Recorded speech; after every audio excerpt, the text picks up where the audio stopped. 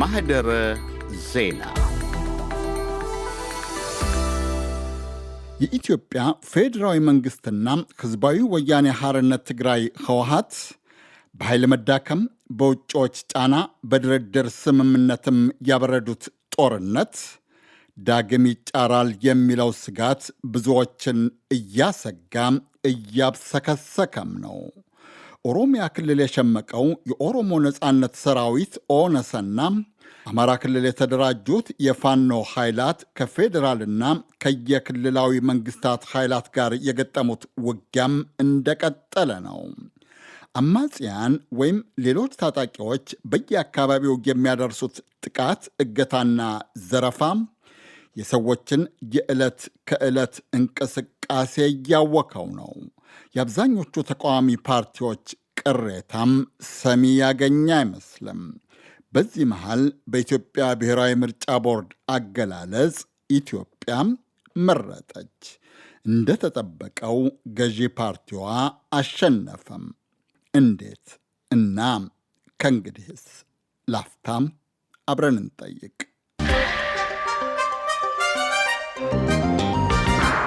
የኢትዮጵያ ፖለቲከኞች፣ ምሁራንና ልሂቃን በአጠቃላይ በየትኛውም ጎራ ቢሰለፉ ለየድርጊት ብሂል ዕቅድ ውጤቶቻቸው ልዩ ማለትን ያዘወትራሉ ወይም ይወዳሉ። የዘንድሮም ምርጫ ልዩ የሚባልበት ብዙ ምክንያቶች አሉት። የገዢው ፓርቲ መሪዎች፣ አባላትና ደጋፊዎች ምርጫው ከቀዳሚዎቹ ልዩ ለመሆኑ ከሚሰጧቸው ምክንያቶች አንዱ ለመምረጥ የተመዘገበው ሕዝብ ቁጥር ከ54 ሚሊዮን መብለጡን ነው። ጠቅላይ ሚኒስትር አብይ አህመድ የምርጫው ሂደት የኢትዮጵያ ሕዝብ ከፍተኛ የሀገር ፍቅር፣ የሰላምና የብልጽግና ጉጉት ያሳየበት ነው ማለታቸው ተጠቅሷል። ምርጫና ሂደቱ ለተቃዋሚ ፓርቲዎች ልዩ የሚሆንባቸው እንደየፓርቲዎቹ አቋም፣ ተሳትፎና የመሳተፍ ወይም ያለመሳተፋቸው ምክንያትና አጋጣሚ ለየቅል ነው። ከተመሰረተ ከ1987 ጀምሮ በተደረጉ ምርጫዎች ሁሉ ሲሳተፍ የነበረው የኢትዮጵያ ሶሻል ዴሞክራቲክ ፓርቲ ኢሶዴፓ ሊቀመንበር ዶክተር ራሄል ባፌ እንደሚሉት በዘንድሮ ምርጫም እንዳይሳተፍ መታገዱ ምርጫና ሂደቱን ህገወጥና ልዩ ያደርገዋል።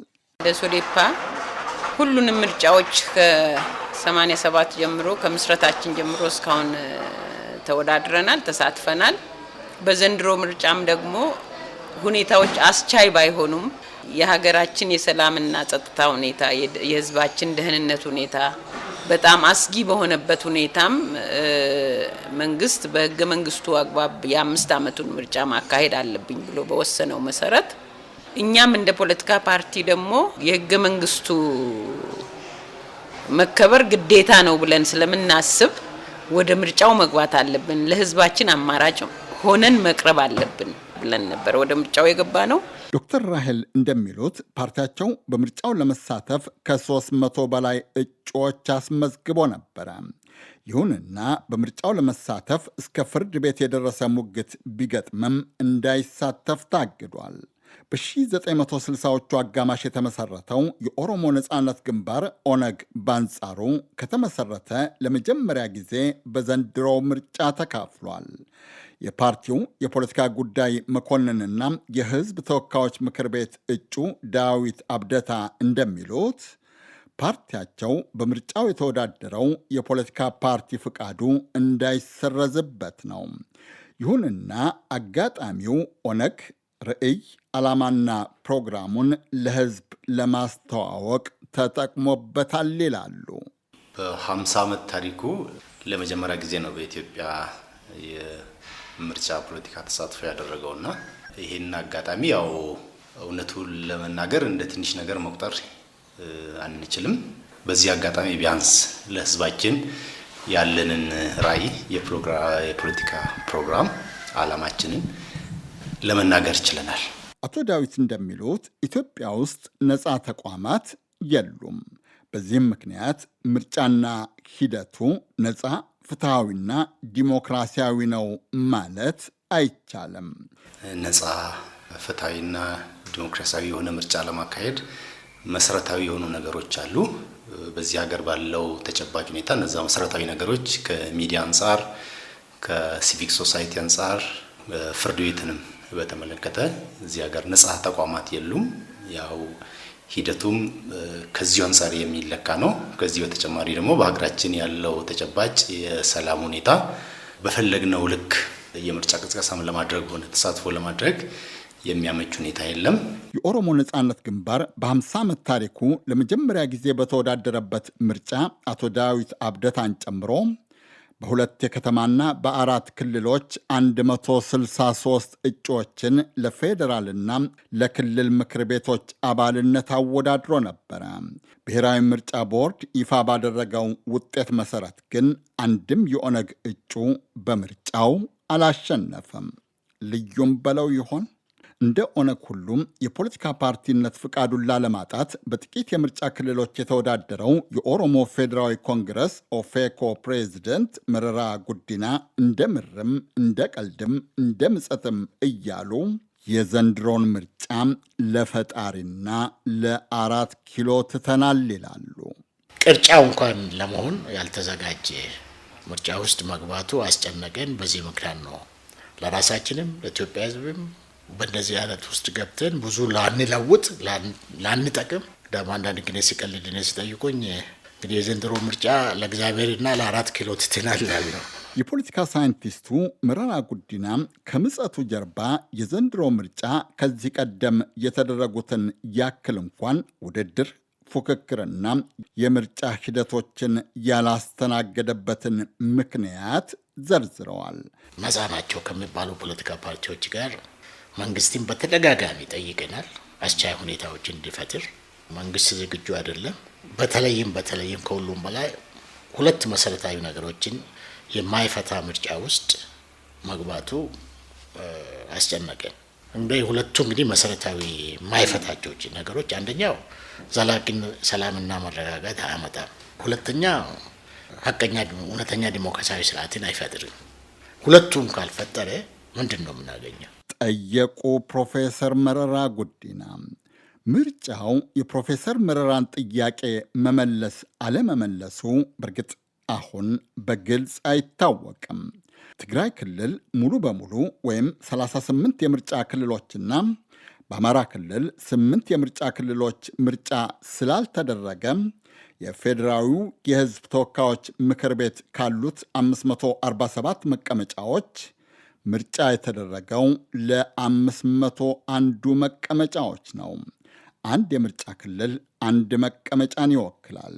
የኢትዮጵያ ብሔራዊ ምርጫ ቦርድ ምክትል ሰብሳቢ ተስፋዬ ነዋይ ትናንት እንዳስታወቁት የድምፅ አሰጣጥ፣ የውጤት አሞላል ችግር፣ የተወዳዳሪ ፓርቲዎች ቅሬታና የምርጫ ሕግ ጥሰት በተከሰተባቸው የምርጫ ክልሎች አንድም ድጋሚ ቆጠራ 2ም ድጋሚ ምርጫ እንዲደረግ ቦርዳቸው ወስኗል። የተጠቀሱት ምርጫ ክልሎች ላይ ለሚመለከታቸው ምክር ቤቶች ድጋሚ ቆጠራ ቦርዱ ወስኖ የሚከናወን ይሆናል ማለት ነው።